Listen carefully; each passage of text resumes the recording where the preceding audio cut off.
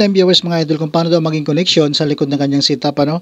So meron siyang type auto, tapos mixer at saka isang equalizer. Tapos dalawang D12 ang kanyang speaker na gagamitin dito. So dito idol may ginagamit tayo dito ng equalizer. Ang equalizer natin dito ay 215. Ayan. Tapos yung ating amplifier dito ay Kevlar. So same lang din naman yan sa connection ng ating 5 auto. Itong ating Kevlar. Tapos itong ating mixer dito. So naka 7 channel tayo. So magiging connection ng ating speaker isa sa left at saka isa sa right channel. Halimbawa itong ating speaker wire nakabana na plug tayo dito. Ito ngayon ang ilalagay natin sa ating left channel. Maglagay tayo dito ng speaker sa left channel. Maglagay din tayo dito sa ating right channel. So dalawa na po yan, left and right channel natin dito, mayroong connection ng ating speaker. So naka banana plug tayo dito.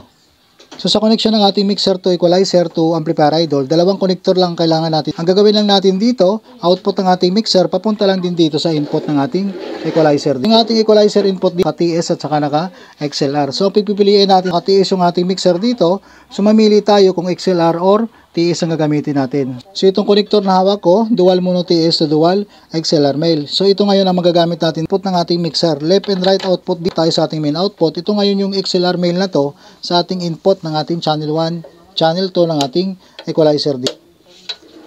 So magiging connection natin dito idol sa ating equalizer. Dalawa lang din ang pwede magamit nating connector. XLR man o naka-TS papunta sa ating RCA input so naka-RCA siya. So gagamitin natin na lang tayo. Katulad itong hawak ko, dual XLR female to dual male RCA. Ayan. So female XLR ang gagamitin natin dito. Output lang natin ito, left and right output ng ating equalizer, channel 1 or channel 2. Tapos papunta ito ngayon kung anong selector ng ating amplifier dito. Halimbawa naka-selector A. Dito tayo mag-input. Yun ang gagaling sa ating equalizer. So dalawang connector lang ginamit natin. Connection ng ating speaker, left and right. Nilagyan natin ng speaker yan.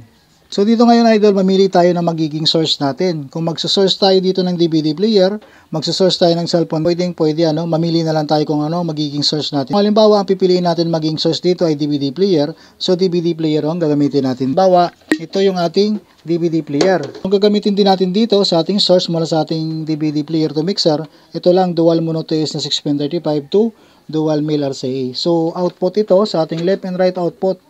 Audio output ng ating DVD player, papunta ito ngayon sa ating mono input ng ating mixer. So 6 and 7 ang mono input dito, itong 6 and 7 ang ating channel. Ayan. So magiging volume natin ito at saka ito. So i-sound check natin yan sa pamagitan nitong ating DVD player. Check natin ngayon yung ating signal yung nagagaling sa ating DVD player. So main volume ng ating fader dito, tapos ito yung ating signal.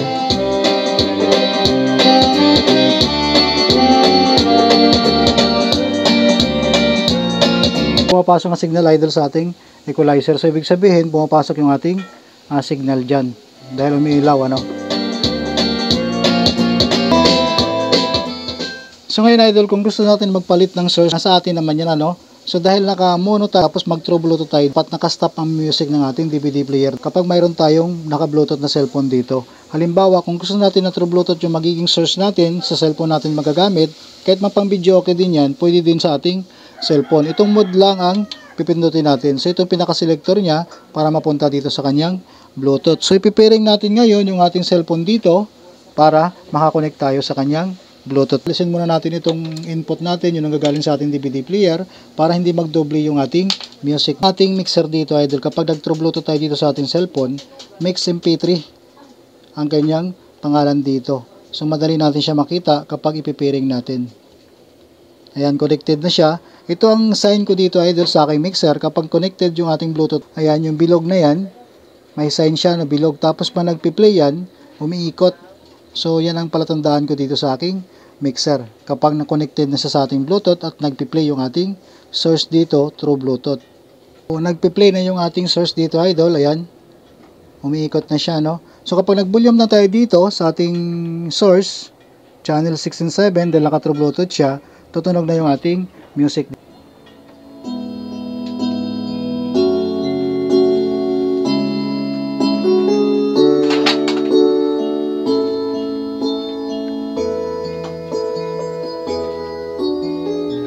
So, tumutunog yung ating source dito. So pwede tayo makapag-video okay dito, idol. So microphone input natin dito, mamili na lang tayo sa channel 1 hanggang channel 5. Tapos itong pinaka-dilaw niya, ito yung pinaka-effects niya. So sa ibang mixer, idol, iba ang kulay nito, ano? Pero dito sa ating mixer, nakakulay dilaw siya. Tapos konektado dito sa ating delay at saka repeat. So kung mag-mic input tayo sa channel 1, dapat naka-volume yung dilaw na to sa ating channel 1. Tapos itong main volume ng ating effects para mag-function itong delay at saka repeat. So pwede man tayo dito mag-adjust itong high, mid, low sa ating microphone. So ang feedback, idol, makokontrol natin yan sa gain tapos sa volume ng ating feeder. Lagi natin tatandaan kapag mataas ang volume ng ating gain o yung ating feeder dito sa ating microphone kung sa channel 1 ang mic input, so magpi-feedback po siya, no? Bawasan natin yung high at saka mid dyan. Huwag natin taasan masyado dahil ito ang nagpi-feedback, itong high frequency at saka yung mid natin. So sa music, okay na tayo dito sa ating music.